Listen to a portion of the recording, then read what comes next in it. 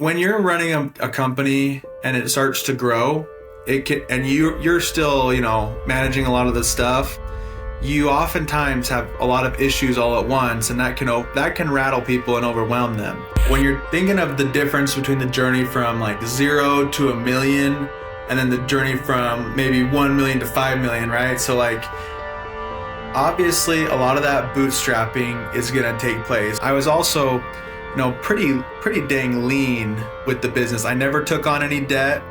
My first truck cost like $3,000, and I think I put $3,000 more into it to kind of get it running, right?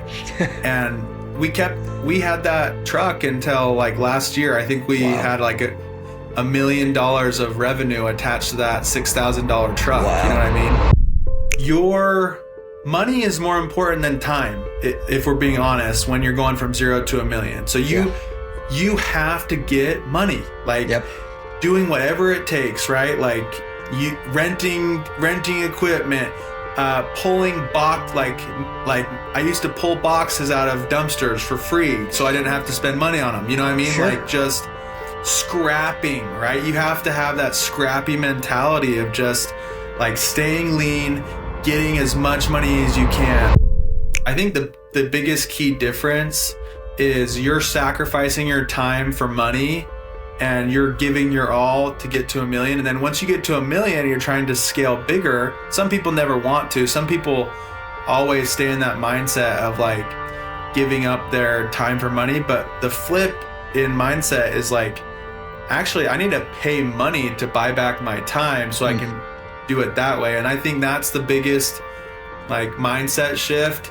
And I think a lot of people aren't willing to make the sacrifices of their time when it comes to getting to $1 million. And then I feel like a lot of people get stuck at $1 million and they're not willing to, give up some of their discretionary income to bring on team members who can help them get to the next level after that. Welcome to the Abundant Journey podcast, where we talk with incredible entrepreneurs who give world-class advice from their own journeys. I'm your host, Nick James, and I'm a commercial banker turned business owner, along with my co-host, Nick Offenkamp. We want to help you grow and scale your business while not losing sight of what matters most. Join us as we learn from the experts what it takes to grow $1 million business. What is up, Abundant Journey folks? YouTube, thank you for hanging out with us. Abundant Journey podcast, thank you for hanging out with us. We got another amazing Abundant Journey episode today, and I have a special guest hanging out with me. Of course, I'm Nick James, as always. Thank you for checking out the episode. Ben Gottfredson here is hanging out, also known as Big Ben, from Utah. That is his business. Ben, what's going on, man? Thanks for having me. We've had a couple great conversations about business, so I think this was overdue. Absolutely, man. Well, the moment that you and I were introduced from another podcast guest, Jonah Hall, I knew we were going to need to have you on this podcast. So the audience maybe doesn't know you. So tell us a little bit about who you are. And of course, you got the shirt. It says Big Ben. So tell us there. That's a good starting point. Yeah, it's a funny story. When I was a kid, so my dad, he worked at a hospital, not like super ultra wealthy surgeon, but he's an occupational therapist, but he's a really hard worker, taught us really good principles just for life, not as entrepreneurial, but all the principles you need to just live a clean life. And he wanted to teach me hard work.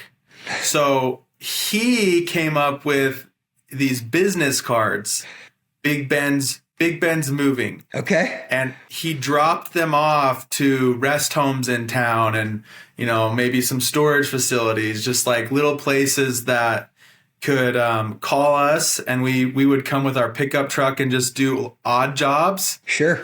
But now fast forward, like we've kind of built something, bigger with Big Ben's Moving and Storage, and people are like, you're not, you're not that big. I'm like, I didn't come up with it, guys. Like, it was wasn't my me. dad when I was a kid, so it just kind of stuck. It's too late to rebrand. That's right. So That's right. We're Big Ben's now. No, that's awesome, man. Well, thanks for hanging out today. Now, tell us where are you? Obviously, you gave a little bit of your story in the fact that you're doing moving and storage.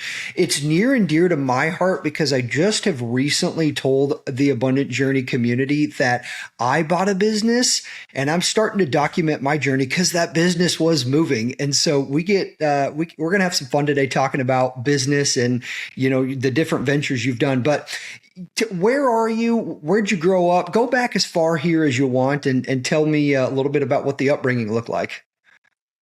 Yeah, in southern Utah. So in I don't know if you know where St. George is. It's about 2 hours north of Vegas.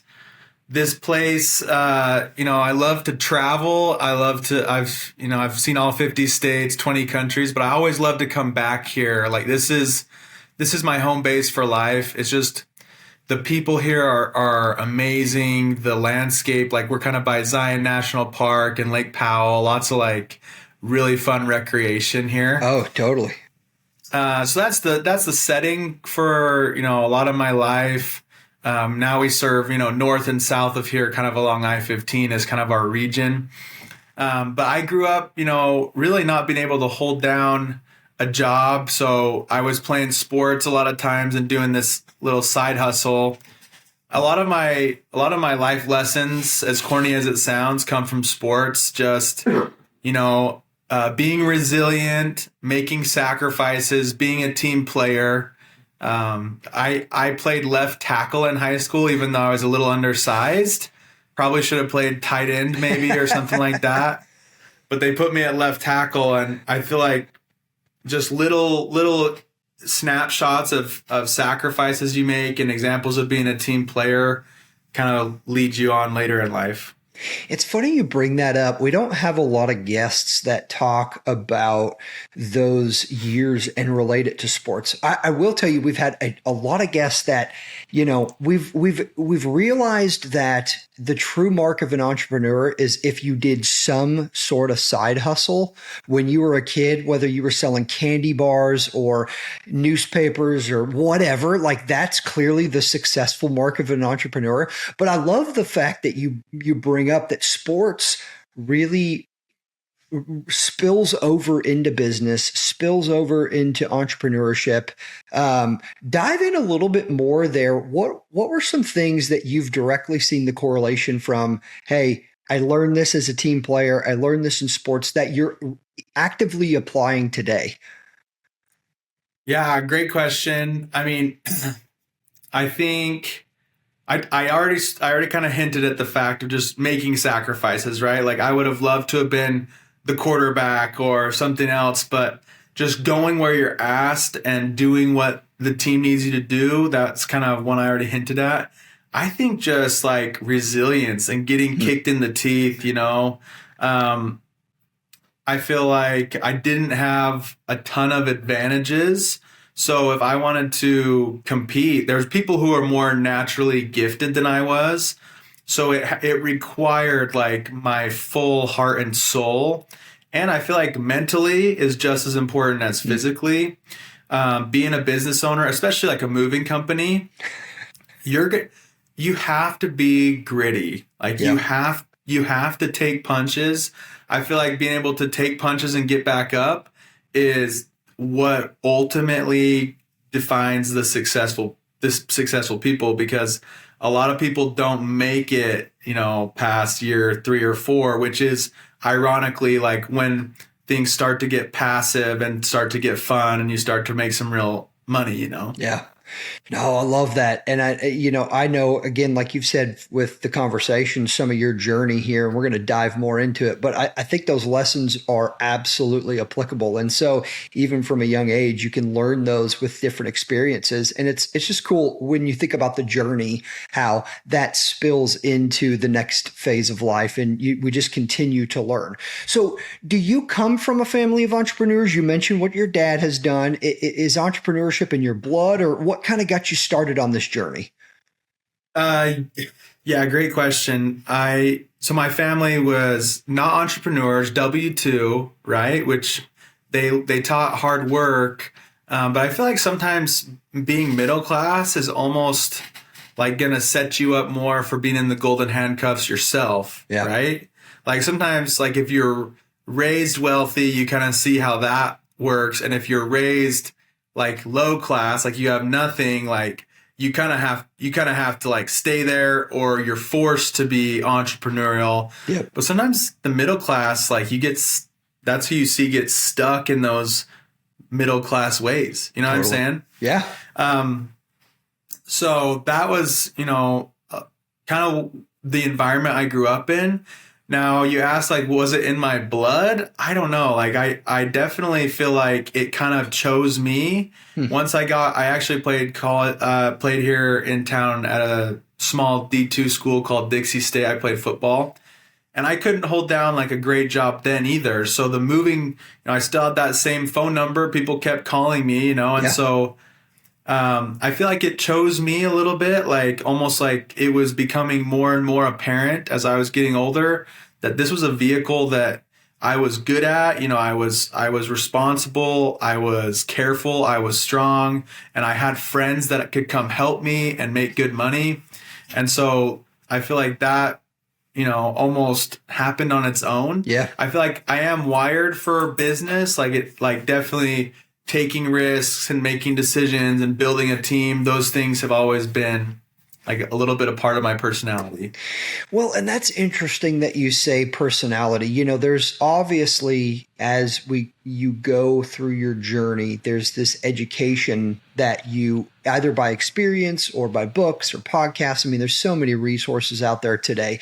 But, for you to bring it up, it's in your personality. And I think as we've had guests often on the podcast here, it's been this there was just something in me that I didn't want to work for somebody else, something in me that wanted to build something on my own. And it sounds like you share that similar just hunger and desire. So did you have a mentor early on? Did you have somebody who was kind of helping you build, or were you just kind of learning as you go?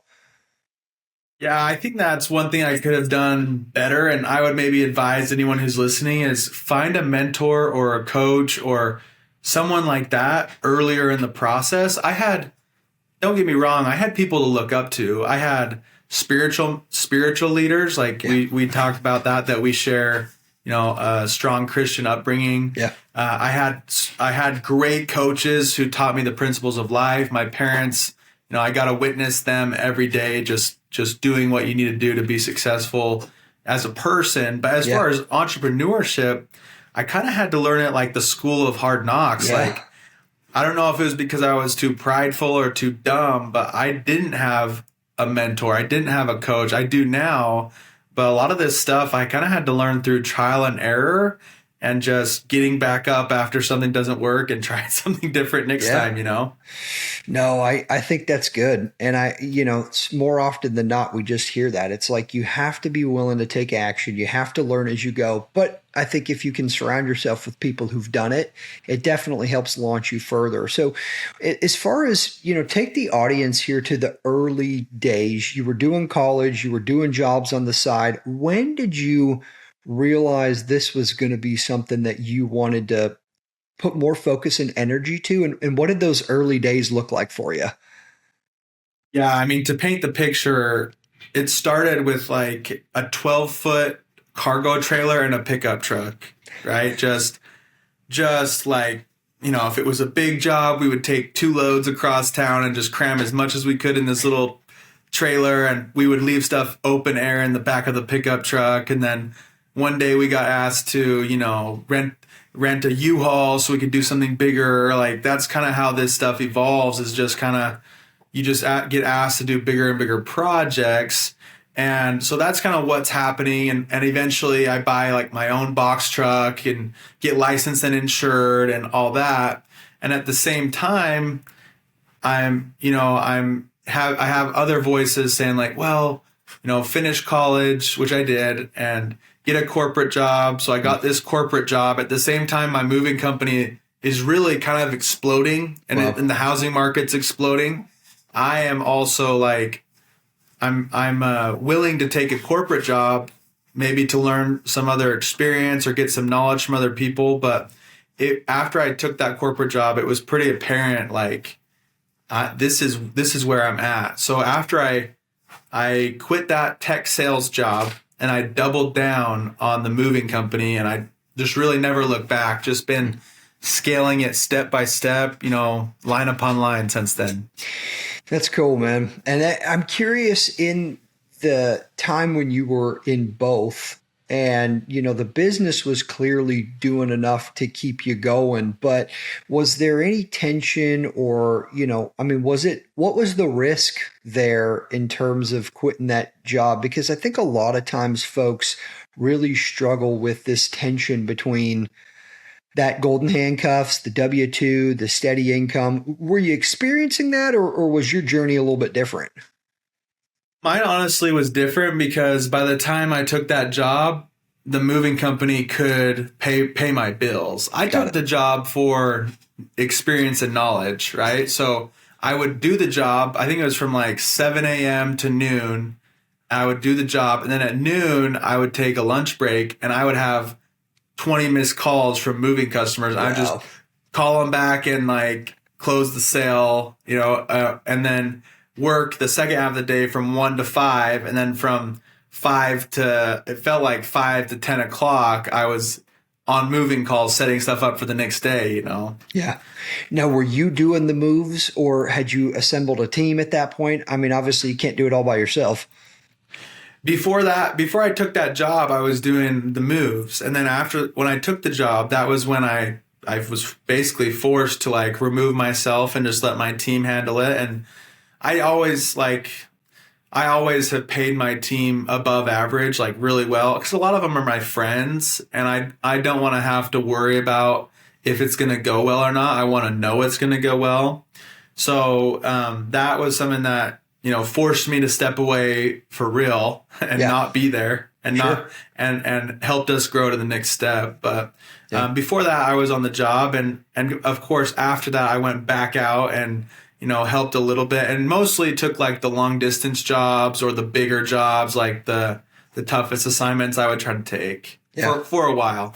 No, I love that. I want to jump here pretty quick to what you're doing today, because you got your hands in a lot of different things, and then we can kind of dive into some practical wisdom that you've learned. But I am just curious, in terms of those early years, what are some of the biggest takeaways and reflection as you were growing this thing, you were learning as you were going? I think a lot of folks who decide to jump in and become business owners, they have an idea of what it's going to look like, but then oftentimes it's way different, or it's harder, So what are some things, just kind of reflecting back to those early years, what are some things that you would want to share to the guests and the audience? Yeah, I would say, if it's in you, like if you have that, not everybody does, but if you have that urge to start a business, like I would say take that as soon as you can, because that's going to be one of those things you're never going to regret trying, if that's how you're wired, right? So lessons I learned early on, I would say stress tolerance was a big one. I like to call it triage, right? Like a medical professional. Have we talked about this? Okay. So when you're running a company and it starts to grow, and you're still, managing a lot of the stuff, you oftentimes have a lot of issues all at once, and that can rattle people and overwhelm them. And so I like to think of it like I'm an army doctor, and I have like all these people in front of me bleeding. Sure. And it's like, okay, this one's for sure going to die. This one's for sure going to live, but this one in the middle, I can actually help them right now and make it the biggest difference and get to the other two later, right? And so I feel like a lot of those things, a lot of those lessons of just making calculated decisions, not getting overwhelmed, taking one thing at a time, but just working hard, were big lessons early on. I was also pretty dang lean with the business. I never took on any debt. My first truck cost like $3,000, and I think I put 3,000 more into it to kind of get it running right. And we had that truck until like last year. I think we had like $1 million of revenue attached to that $6,000 truck. Wow. You know what I mean?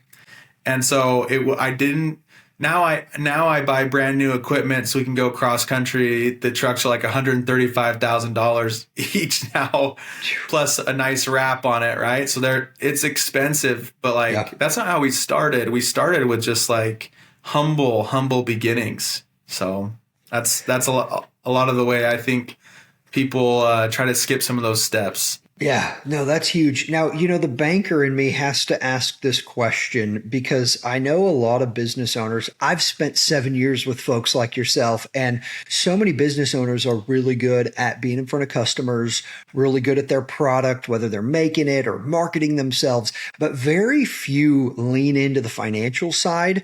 Just curious, I've never asked you this, but what has that looked like for you?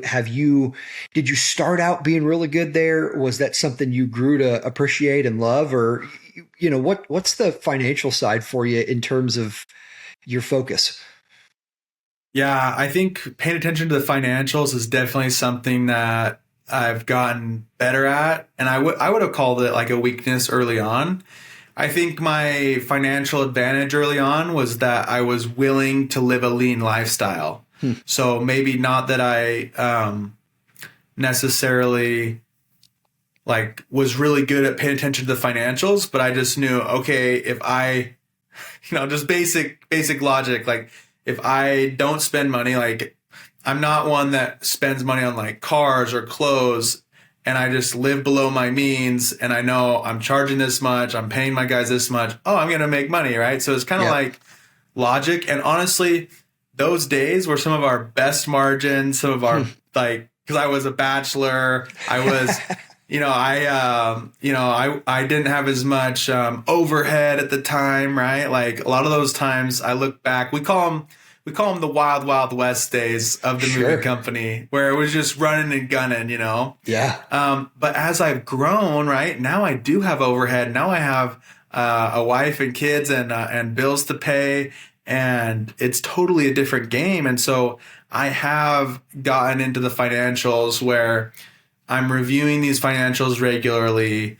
I'm meeting with my team about them. I'm looping them in. Like there's a lot of like communication about them, and it becomes a big priority. And one of my goals with my wife actually is every week I'm going to loop her in on the financials, because she's been out of the loop just as a good exercise. So she feels some ownership. And what if something ever happens to me? I'd love for her to be able to step in and run the business. So no, I think that's definitely good. Involved. That's good, man. No, and bringing her involved and, getting her eyes on it. That's something that we've leaned into as well early on with what we're trying to build. And my wife's, she's my better half. So I totally know what you're saying there.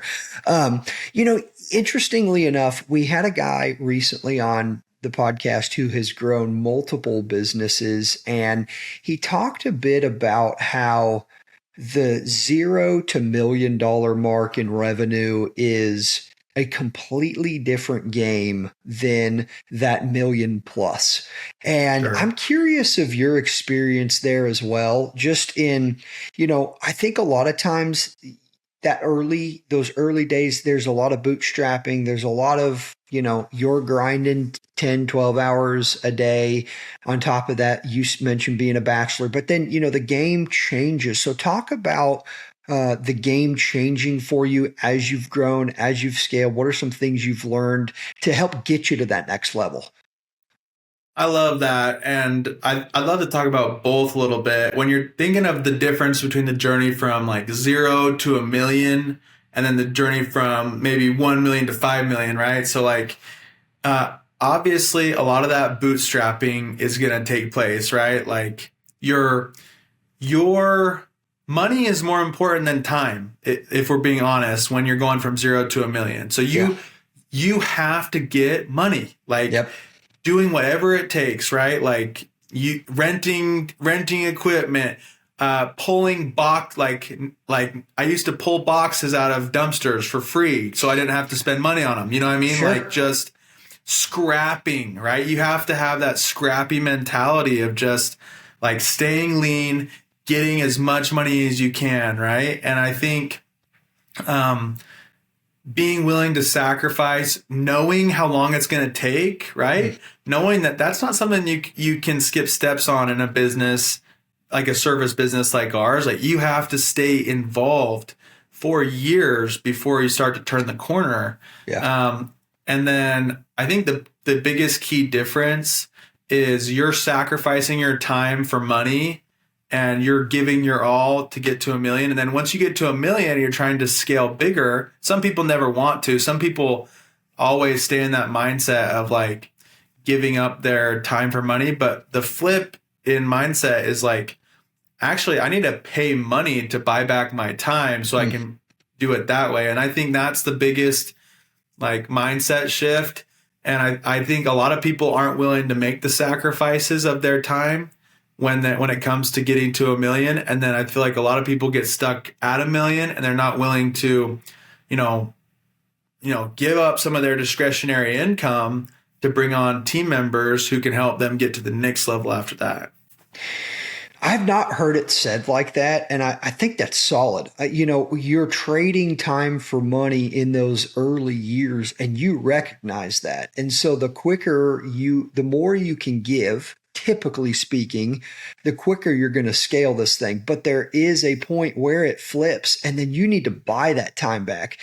I love that. I've, again, not heard it said that way, but, let's talk about buying back your time a little bit and talk about bringing on team members, culture. I mean, you mentioned you've got friends working for you, so that obviously was a natural fit. But, in terms of creating culture, in terms of buying some of that time back, what did that process look like for you? Yeah, I think when you're doing it, when you're trying to get to 1 million, you hire from the bottom up. So, you're always going to make those sacrifices. I like to call it spilling a little bit of more blood on the altar of business, right? But when you're doing it from the bottom up, like you're going to hire out the lowest paid job first, and you're going to keep the highest paid job, right? So first you're going to pass off like your moving assistant, then you're going to pass off like maybe your driver, then you're going to pass off long distance moving, then you're going to pass off sales and dispatch, right? Like you're kind of passing off reverse, right? And with my storage business, I kind of scaled the moving company with like the bootstrap way. And then I had the discretionary income to almost flip it and do it the opposite. So with the storage business, I actually hired my CEO first, like the highest paid guy. And then we've been plugging in like the next level below him, and then the next level, and then the next level, because the first step was like, I needed to make sure that I had my bandwidth and I needed to have the high level stuff taken care of, so that I could have enough time to keep running the moving company and overseeing the whole process. I love that you've had the opportunity to do both, and having lived both. I think you recognize that, as you were just saying a minute ago, you have to try and live lean because you're trying to make as much money as you can just to live. And you recognize you have to reinvest your money into this baby and grow it, but then also recognizing there can be a better way. So I'm curious, how do you reconcile the two? You were able with the storage business to hire from the top first, but what do you say to the person who can't afford to do that, but would love to hire those higher, better, employees, better roles, but they just aren't at that point yet? Well, I mean, I would say, I guess my advice is, like you said, I've done both.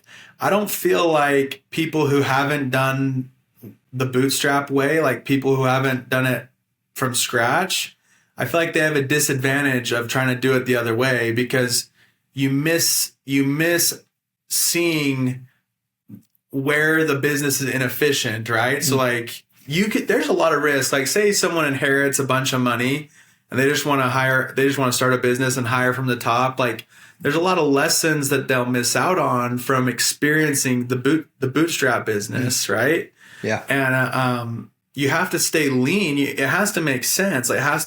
Every person is an investment, right? Yep. And we look at, businesses and real estate assets as investments, but every person is an investment and they have to have a return.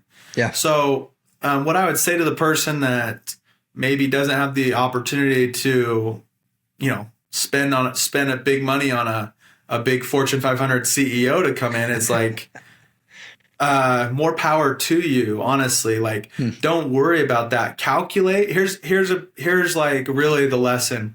Look at your net income or how much money you took home last year, 2024, and then divide that up by, you're working out 40 hours a week for, however many working days it is. I think we said we work 313 days a year for my company. Anyways, calculate that. Maybe that's $50 an hour for you. So anything that you can get someone to do for less than $50 an hour, delegate, hire that, right? And that's going to cut into your discretionary income temporarily, but if they can be efficient, it's going to raise your income or give you time to go make more money. Yeah. Maybe it's not 50, maybe it's $25 an hour, and you can hire VAs for $8 or $9 an hour. Yep. I think that's great. There's a lot of creative ways to do it. And I think you're just speaking to the point of you learn as you go. You're not going to do it perfect. And then on top of that, you just have to be flexible. You have to be willing to try different things. And I think that's really good. I mentioned it a minute ago. Let's go back to it. Let's talk culture, because that is a huge thing. And I think you're one of the maybe few that we've had on the podcast that run a service-based business, which is pretty interesting. We've had a lot of real estate, property managers. I guess there's service involved in that too, but I'm just thinking, dealing directly with the public, with their needs. So I would imagine culture is an essential piece to what you're doing, as you got to have the right people, as your folks are representing your name, as it's been around for a long time. So talk culture, talk how you focus on that. What does that look like? Great question. I think you hire for culture, honestly. Like, that's one thing that's unique about us is if I get a resume and it says, oh, I got 20 years experience in the moving industry or 20 years experience running storage, like, this might sound weird, but that's almost like a red flag to me. Like, because you've learned how to do it probably the wrong way. And so honestly, sure. we hire who, not how. We hire for the who, and we figure out how they're going to get it done later, honestly. And that might mean that we have to change their hat around. Like, we might have to give them, one hat and then realize they're not the best fit for that position, but they're the right fit to be a part of the team because they share our values, right? And I think people would never go wrong to hire off of core values. And it sounds corny, but I feel like it really does matter. Yeah. Even just like the little things like being positive, right? Like, we had one guy in our business who was negative, and wasn't that he was bad at his job, but he was just negative, and we turned him loose solely based on being a downer. It was just like, he wasn't like he had a bad job performance, but like, the rest of us just felt the energy getting sucked from us. We're like, okay, move on. Yeah. So each company has core values, like the moving company, a name you can trust. The storage operations company, we call that one promises kept. That's our big core value. And then the storage investments, our core value there is unapologetic empire builders. I love that. And I feel like if you find people that resonate with those core values, as corny as it might be, it pays off in culture. No, that's super, super solid. And I'm curious, just from a practical standpoint, as you've done a lot of hiring, you know what? I didn't ask this. How long have you had the moving business? Well, I did it since I was a kid, but Yeah. we got licensed and insured in 2016. So Okay. yeah, Just been- shy of a decade. Yeah. Just been going from there. No, that's awesome. Well, and I think that's helpful too, because, a lot of times there's the flashy, hey, come do these 3 steps we see on social media and you're going to be rich within a year or 2 or 6 months. And you are firsthand experience to, you got to grind and you got to be willing to, as you said, put your blood on the altar of business. So that's a good analogy. Yes. I just was curious as well on the hiring, is there areas you like to hire folks from? I mean, are you finding success? I'm just thinking for our business owners listening, saying, hey, maybe I'm looking to hire early on, maybe my first hire, or, I'm just having a hard time finding people. Where do you typically find good help and kind of fit that, mold that culture piece you're talking about? Well, great question. I think hiring off of trust is everything. And even if you have to pay a little bit more for trust, even if they maybe don't have as much experience, that's everything. And so where I live, we have a good group, there's colleges and you can find, trustworthy people. I think it's a mix of Christians and people who have Christian values. But we don't have anyone who, even if they're maybe not participating in church, we don't really keep track of that. But we keep track of how are they behaving? Do we trust them? Things like that. So you have a mix of people, and if you have a good group of leadership that you can trust, a lot of times you can give new guys a chance to come in and see if they fit, and they will whittle themselves out if they don't fit, and if they want to step up and be a part of it, they'll grow into it. So I think it's just a good core group of leaders. I think when you're bootstrapping, you have to work alongside guys, right? Until you get a couple you can trust. And then you can take a step back and let them vet anyone else that wants to be a part of the team. That's awesome. And as you mentioned leadership, I want to camp there for a second. And my mind goes to vision, because you're talking about, do folks want to buy into where you're going, what you're doing? How important is vision for the business? And also, are you a guy where, you're kind of casting this by yourself at this point in the journey? Have you surrounded yourself with the leadership team? What does that look like? Yeah. When it comes to vision, that's critical. And I think that's been a lesson. I don't think I've always understood that. We talk a lot, I forget who originally said this, but your vision has to be big enough to keep other people's dreams inside of it. So other people have this big dream. Your dream has to be such a big umbrella that theirs can fit, because if their dream is so big that it outgrows your umbrella, they're gone, right? Whatever they're dreaming, that has to fit, or they'll leave you. And so I think that is something that's key to remember. And I feel like I used to be a little maybe modest or bashful about saying I want to be ultra uber successful. I want to make, I want to go and close 25 mil this year. You know what I mean? I used to not want to talk about that, but now it's well, if I'm not talking about that, anyone who's on my team, do they want a piece of something small? Do they want a piece of something modest? They want a piece of something, they want a piece of something big. Yeah. And so the goal has been the same. I've always wanted to build an empire, but there's no sense in being modest about it, because it's or I guess shy about it is probably a better word. You should be modest, but maybe not so shy. Yeah. Because if you're shy about it, then your team won't know what they have a chance to have a piece of. Yeah. And so you asked about maybe a little bit about the structure, right? Each team has an executive team, and these executives, they either have a profit sharing opportunity or an equity opportunity. With the moving business, I think that profit sharing is most appropriate, and also with the storage operation. And then with the private equity, I think, vesting equity makes a lot of sense just because it's real estate. And so we just, I think a lot of people scaling a business, they don't have the cash to bring in the help that they need. They don't have the cash to bring in talent.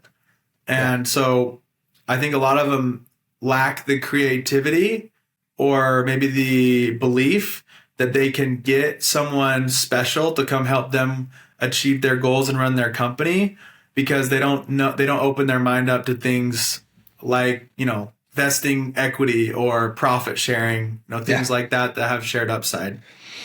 I think the conversation, we're going to come back to that piece because I think that plays into a bigger why in what you're building, like you're sharing. And I love ending with those kinds of pieces. But there's two things I want to do. One, for maybe the audience member who doesn't know what profit sharing or equity piece looks like, explain that and maybe explain why you've gone that direction. Yeah, I think profit sharing, to put it in the simplest way, it's a good way to help people get from A to B and align their incentives with their job, right? So if I'm hiring a CEO and the CEO wants to make $100,000 and all I have is $40,000 a year to pay you, right? Okay, I'm going to cut you in at a certain percentage of profit share so that if you get to decide how long it's going to take you to get to 100 grand and beyond. Like, the rule is the rule. One thing I'm big on is I'm never going to cut back. So if you exceed our goals and you're making 150 grand, that's great. I don't care. Yeah. That means that the company, you're doing what you said you would do for the company. And guess what? If you're only making 40 grand, that's your own fault. And you had a chance to go and achieve your goal. So that's just one example, is giving a percentage of the profit to enable people to achieve their financial goals. And that's something I'm big on, is to keep people on your team. There's really only two things you have to do. You have to keep them intrinsically rewarded, because no matter how much you pay them, if they're not happy, they're out. Yeah. Right? Like that's why people don't just go be, they don't work on the oil rig, even though they can make $250,000 a year, because it's miserable. Yeah. And then vice versa. You could have people, they have to be financially rewarded, because if they're just happy, but they're not, they're not putting food on the table for their wife and kids, they can't buy diapers. It's I don't care how happy I am, I'm out. No, I think that's good. And I think the reality of, that profit sharing piece is that there is that ownership that the employee gets to take on and say, I get to be a part of what we're building. I get to have an impact and a say in the reward that I get for the work that I do.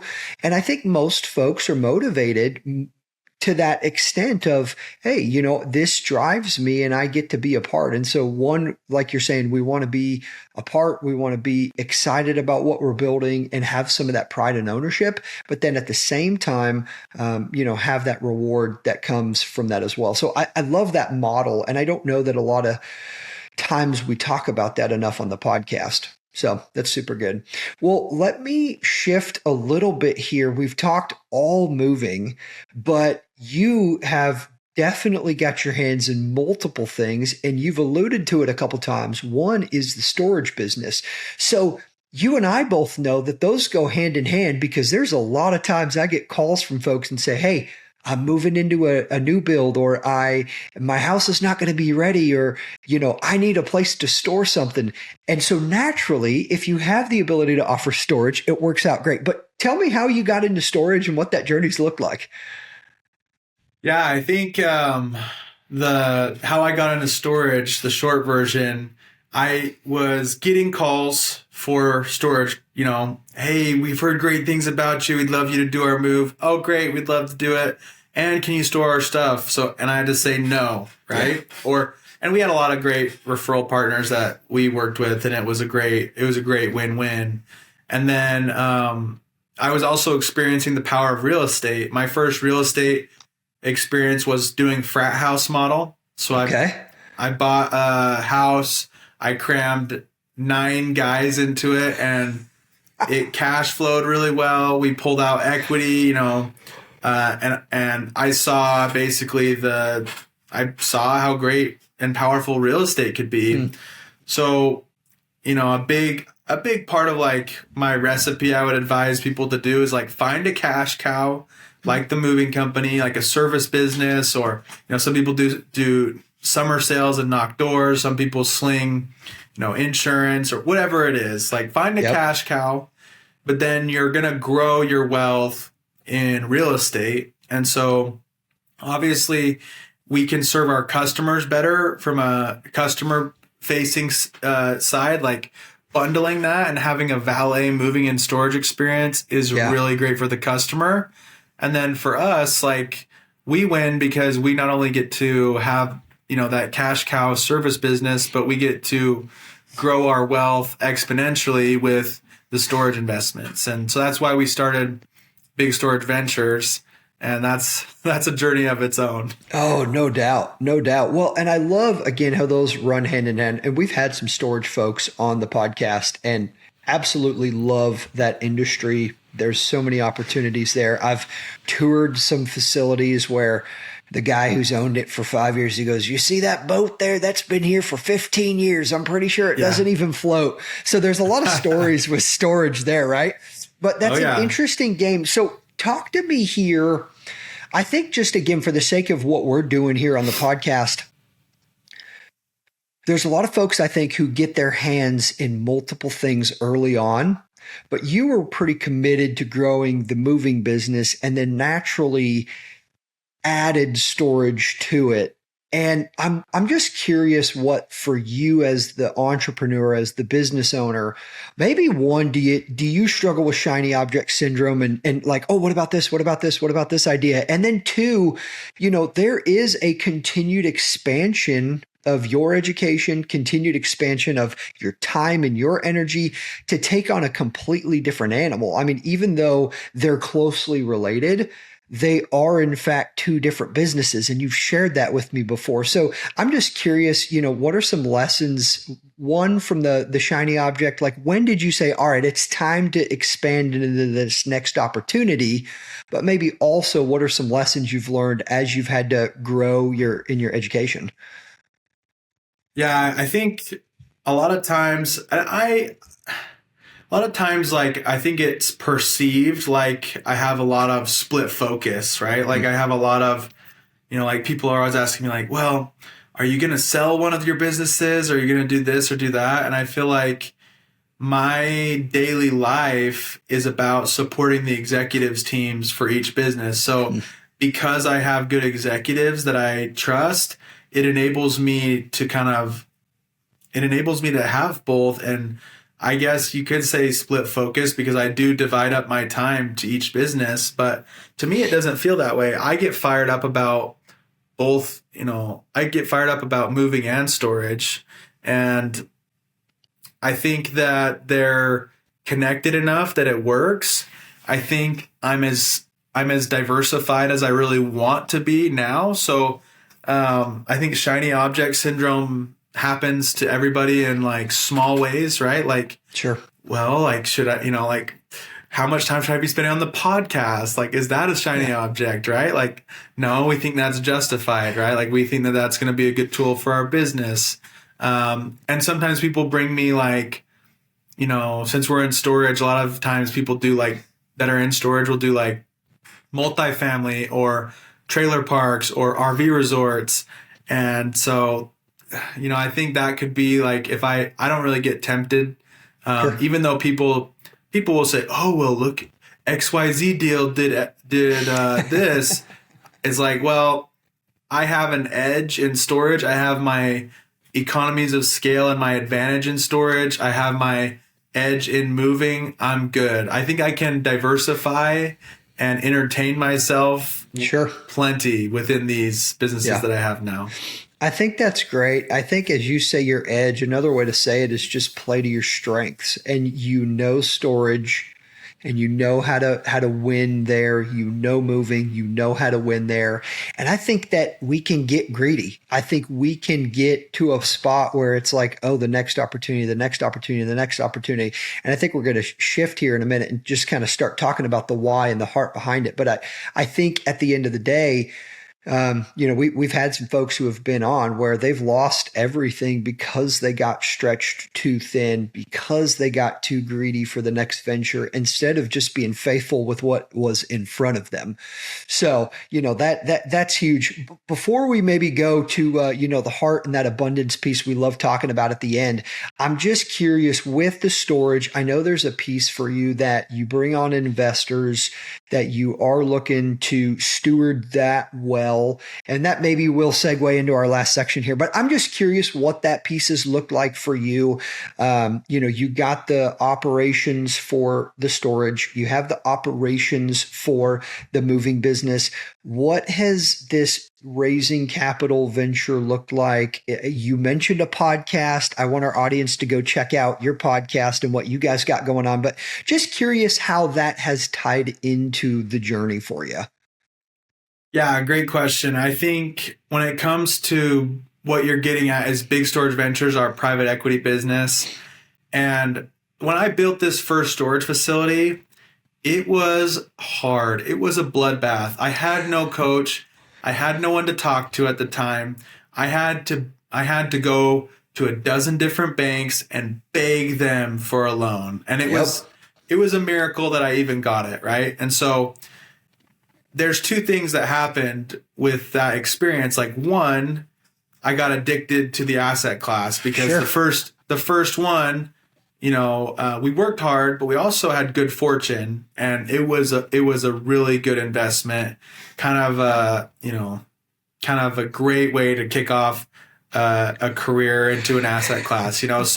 So we had that, but I also had like the pain of the barriers of entry, right? And so I said to myself, like, okay, I could do one deal on my own in the fixed mindset every 3 or 4 years and I get to keep the whole pie. Sure. Or I could put together a business and I could, I pay out of my own pocket for all the employees. Like the private equity business is cash negative. Like we still, but the storage operations are worth it because we're about to close on our 10th deal. Wow. And we have 11 and 12 under contract. And we've basically invited people who want to be in commercial real estate who maybe they think it's impossible. And maybe they think that residential is like the ceiling for them. And they come in and they participate in commercial real estate and they see that the results are better than any other opportunity they could have in the stock market or residential real estate.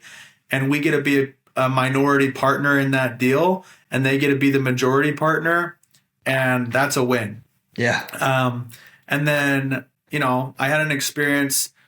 We're not sure if it's going to go through, but my little brother, he's in medical school and he put his savings into a storage deal.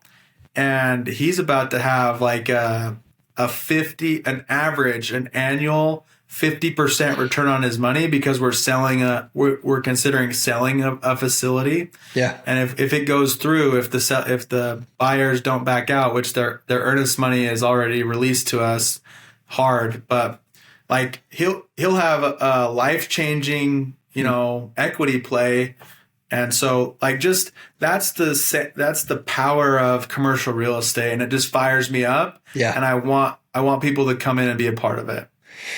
I think that's awesome because, again, we've had a lot of real estate conversations on this podcast, and we proudly say, we're not a real estate podcast by any means, but I think that more often than not is interwoven into people's stories because there is a recognition. And I think that happened for me as well, because I was reading the books and following the podcast and it was real estate, real estate, real estate. But there is a recognition that it is a long-term game. It's a long-term strategy. And I think a lot of folks have this get rich quick mindset. But what you've done is you jumped in, you found a business that you could control and grow and scale, which affected your livelihood and income.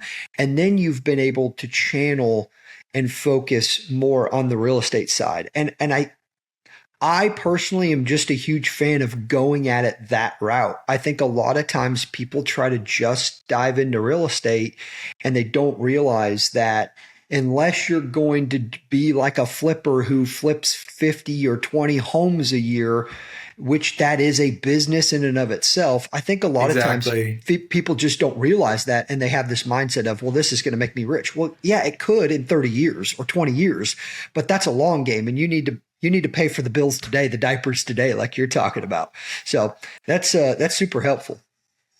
Yeah, I would always say, like, people come to me for advice, and like, I love helping people get into a storage investment, whether it's just kind of like an exercise, like people want to do one deal with us to get into, to learn the game, then they can go do it on their own. Or we have people who are a part of almost every single deal we do, just because they have a good experience, right? But I always advise people, if you have money, capital, and you could put it into, like, if you have the desire or the time to do an active business, your return is going to be better than a storage investment. Yeah. But if you want something passive that's going to be just mailbox money, it's kind of hard to beat a storage investment. And so, but you can't really ever beat the ROI on like a business or like a person. You know what I mean? Like if you could hire someone to do something for you that's going to make you like infinitely more money, that's the only thing that real estate can't really keep up with, is people, including yourself, and businesses. But when it comes to like something passive that's going to be making you money in your sleep over time, that's when we want to allocate a lot of our reserves that we're not putting into our business or into ourself. That's where we want to put that to grow. Yeah. No, that's awesome. Well, before we end this, I want to give you a chance to tell our audience where they can check out the storage, the private equity side, and what that looks like. And of course, we'll add those notes in. But man, this has been an awesome discussion. What I want to do here, because I know you're very passionate about the why and the faith piece you've mentioned, as you've continued to talk, there's a recognition by bringing in your employees to build with what you're building. You're thinking at it differently than the typical business owner we see who's looking to get rich, buy a bunch of houses in Malibu or Hawaii or wherever that is. But there's a bigger heart behind what you're doing. So, man, let's just start with this. What gets you out of bed every morning? What gets you excited to keep scaling and keep building?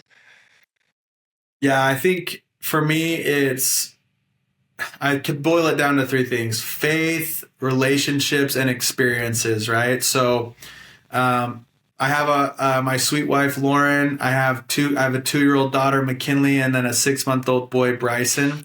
And that's like, I'm not unique in that that's my why. That's what fires me up, right? But I have a vision for the opportunities I want to provide for them. And it's not money related, but my if I could gain some wealth right now, I could provide them with more attention, more time, more opportunities, right? So the ultimate goal is that I want to have a home that I'm around, that they see their parents building something and serving people.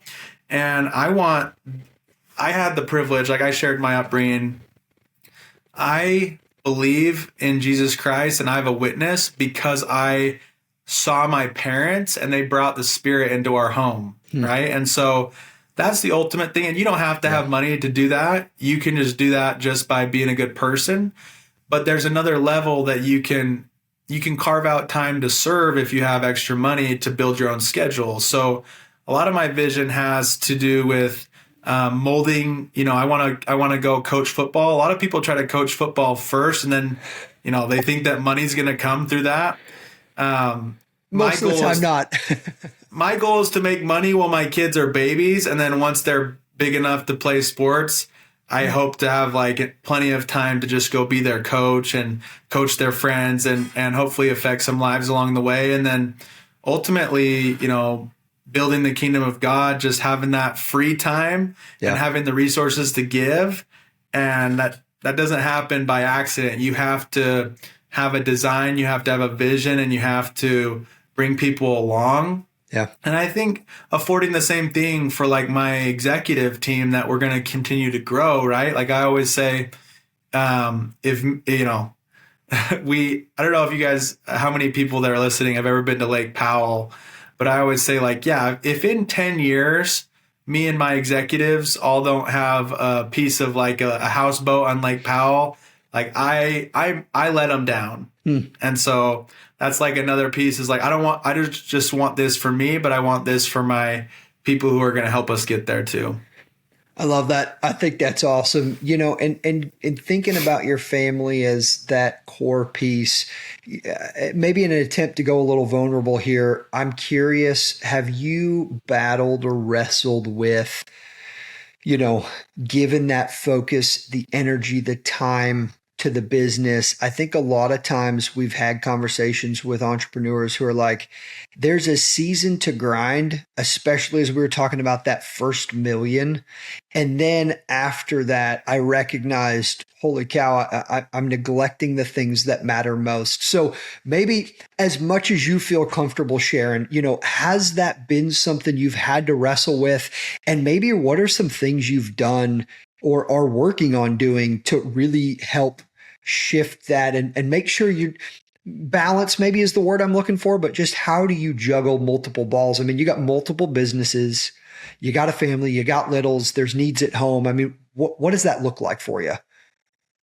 Well, I mean, I have a huge advantage because I did some of that grinding before I got married, right? Like I had the business at least a couple years in, and I think it was like right around the time that me and my wife got married that first storage facility opened, right? So it wasn't, there's people that have to make these sacrifices married with kids. And I think it's still worth it. I think it's still the right call, but that's something that, I had to make the sacrifices. I didn't have a way to cheat the process, but I had the advantage of just kind of not having anyone else relying on me at the time. Yeah. And you never really, like I have to make sacrifices to hire people to buy back my time so I can have an appropriate amount of time with my family. I feel like that is one strength that I have is when I'm planning out my year, I'm weird. Like my car, my closet is not very organized, but my planner is dialed in. I'm planned out like 12 months in advance. That's awesome. And I'll plan in like the moments with family, like every, I have regular like vacations, Sundays, date nights with my daughter and my wife, like all this stuff is kind of already planned in. And if there's something that comes up for business, like it has to fill in after, the faith and the family. So I feel like that is like one strong suit is I don't make concessions for business. Now, sometimes like, I'm sure that my wife wished I was home a little bit more, but we have the blessing of just like not letting our priorities get out of focus. Like today, for example, is my mother-in-law's birthday and my wife wants me to be off early so that she can go take her to get like a foot massage or whatever. Sure. And so I'll be with the kids. I'll call it a day after 3:30 today, and I'll go be with the kids instead of working until 5 or 6 like normal. So I think you always battle with it. You always wrestle with it. I think the maybe more important than like the battle of like work-life balance is like being in the moment when you're there.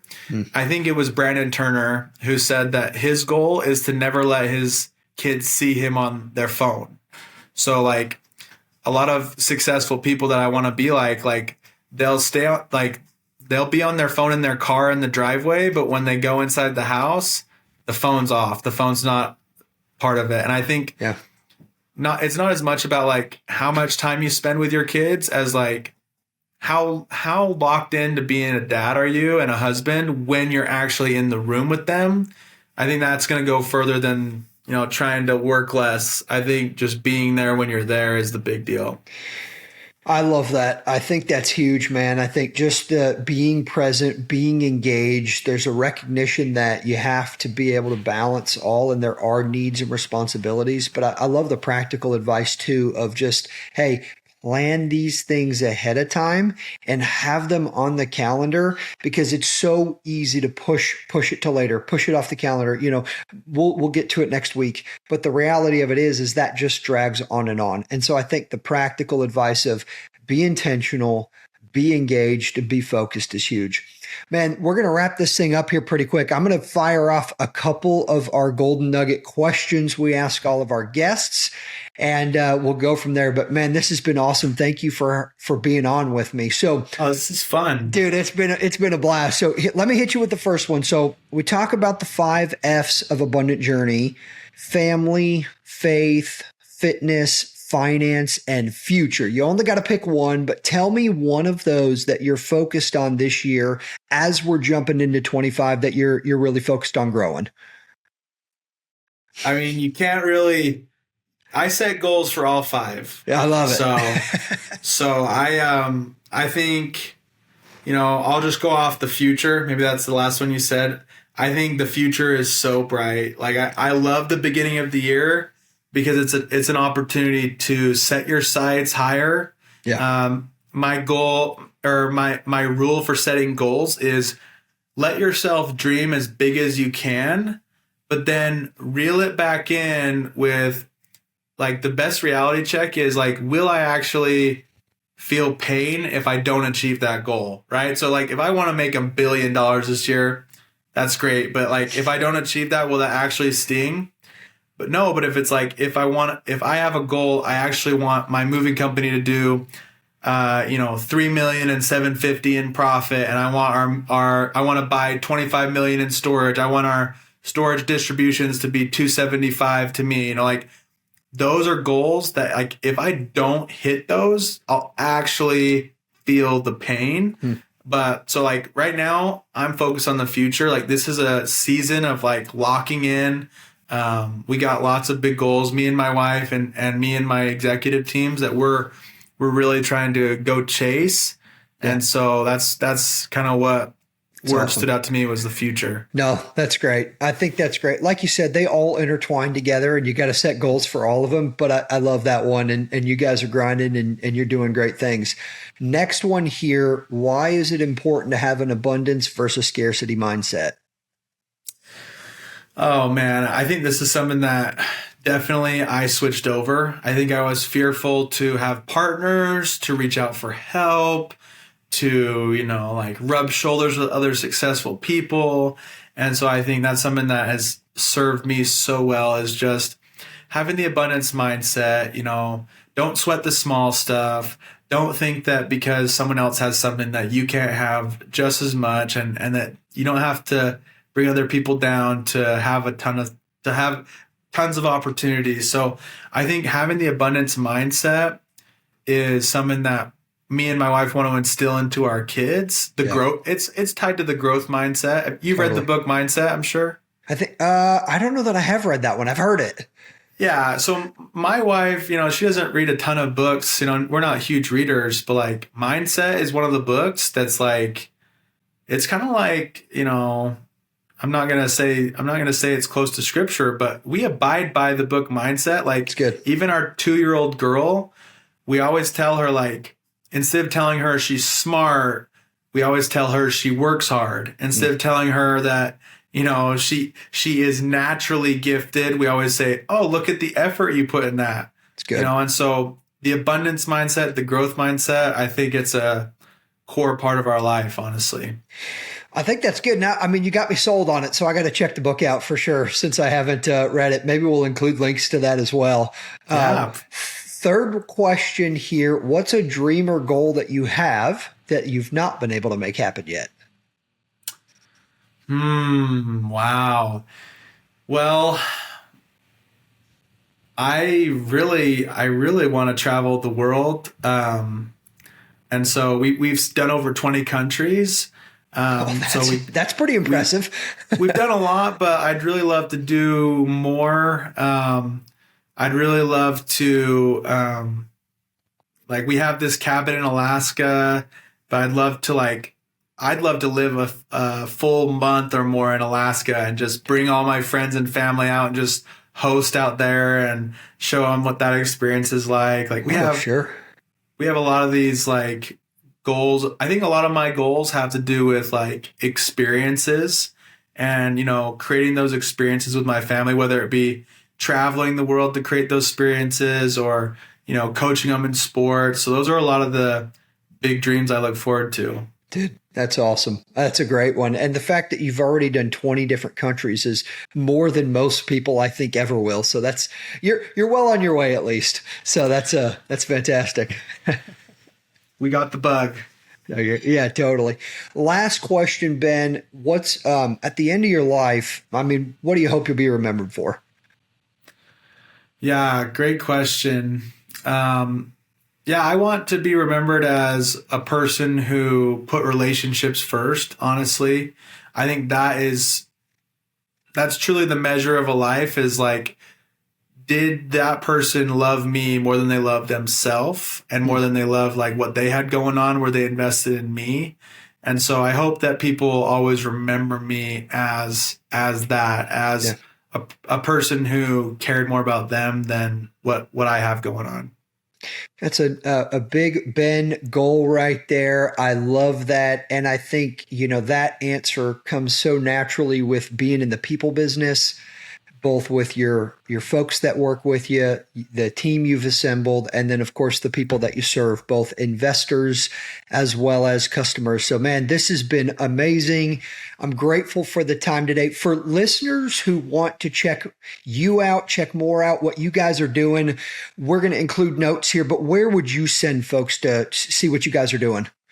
Yeah, no, I think the best place is Instagram. I actually love being approachable. I think a lot of people that have done stuff, I try to guard my time, but at the same time, I love talking to people. It's rewarding for me. It's fun for me. So follow me on Instagram, Ben Gottfredson, or Big Storage Ventures is where we're doing storage investments. And then, if you happen to be a customer in the Mountain West who needs a good moving service, Big Ben's Moving and Storage is our service business. Big Storage Ventures is our private equity where we talk about investing in commercial real estate and storage. And then, we talk a lot about just general life stuff on my personal page, and then the Bigger Life podcast. Love it. Well, check all of those out, listeners. Ben, just so you know, I actually have randomly had a call about a moving company in Utah, and I have sent them your way. And so there you absolutely go. Check it out. Ben's got stuff going on with his team. Listeners, as always, audience, thank you for hanging out with us. Be sure to share this episode, give a like, check out what Ben's doing, connect with him. He has been very approachable as we've had some amazing conversations. We will be back for another episode next week. Thank you for hanging out with us. We'll see you next time. Hey, thank you so much, Nick. It was a pleasure. Thanks.